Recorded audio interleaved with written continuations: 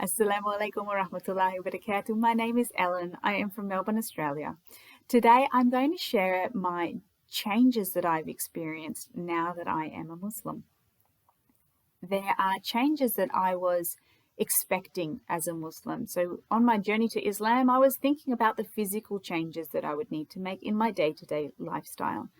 But I was never thinking about change of heart and a change of spirituality. I was thinking more of a duty rather than the gift that I would be getting from Islam. Alhamdulillah, I'm so grateful for this change, a change that I never ever expected. As I learn, and all Muslims, we're continually learning and continually absorbing, we're continually growing. And there was a particular moment for me where I really felt a shift in my objectives of life and of this dunya, in this world. It was during COVID, and in Victoria here, we were all going into lockdown. Everything was closing down except for the essentials of groceries and medicals. We have a business, my husband and I run together, so that's our livelihood, and knowing that that's going to have to close down, like all families, going through this panic of what are we going to do for our income, how are we going to support ourselves. So I was in a state of panic over this, and I was praying, and I was in sujood, and at the time my heart was trying to find the answers of how are we going to get through this.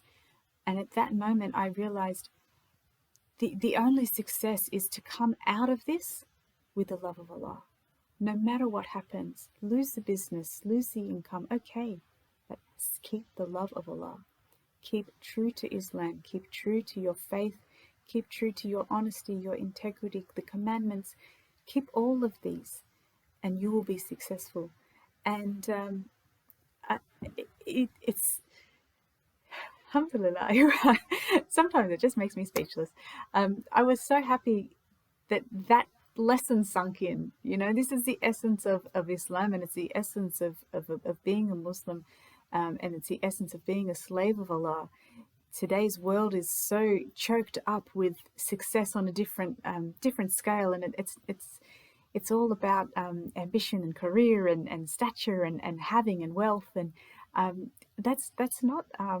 They are gifts from God, but that is not the success.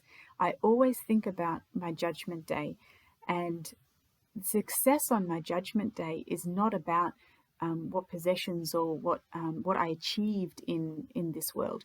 My success, will I be granted into Jannah? Will I be granted into heaven?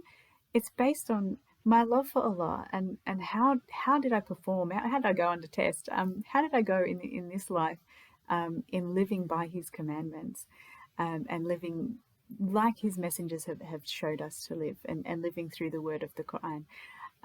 So I was so grateful that sunk in. And then now having this, it's brought so much peace. It's brought so much peace to my heart, so much more. I'm so calm most of the time. I try to be.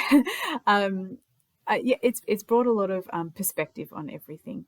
So knowing that, people who are superior and more successful, they too will have their judgment day. They too will bow down before Allah.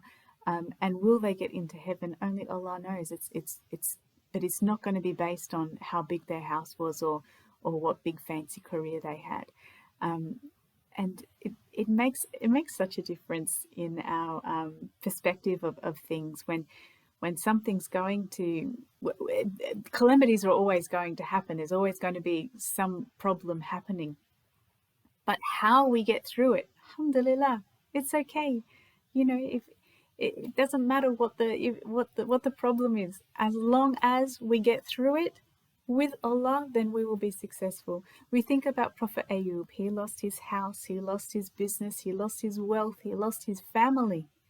He lost his own health. He lost everything, but through everything, he kept his love of Allah, and he was successful. He was a prophet.